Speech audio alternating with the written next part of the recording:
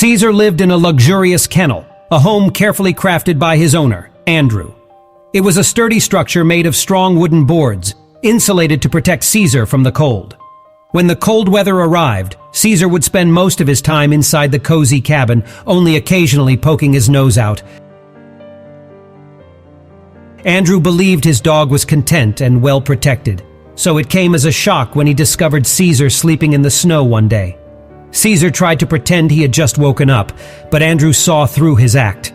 The dog seemed unusually tired, as if he had spent the entire night outside near the kennel. Worried about Caesar catching a cold, Andrew scolded him gently, promising himself that he wouldn't allow this to happen again. However, the following night, Andrew found Caesar sleeping in the yard once more, rather than in his warm kennel. Andrew couldn't comprehend what was happening. In the morning, he served Caesar his food and then peered into the kennel, hoping to identify the source of his dog's fear. To his surprise, Andrew discovered a cat with 2 tiny kittens inside the kennel. The feline glanced at him with annoyance but made no move to leave. Taking a chance, Andrew carefully carried the cat and her kittens to the porch.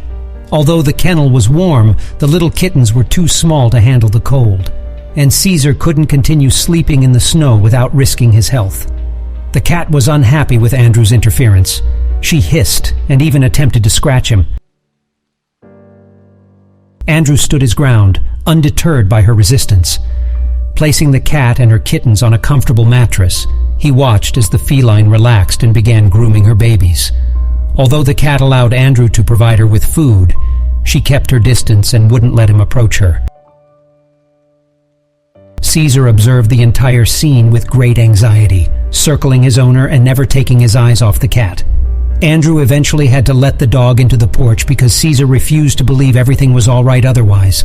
Once he saw that the cat was unharmed, Caesar finally calmed down.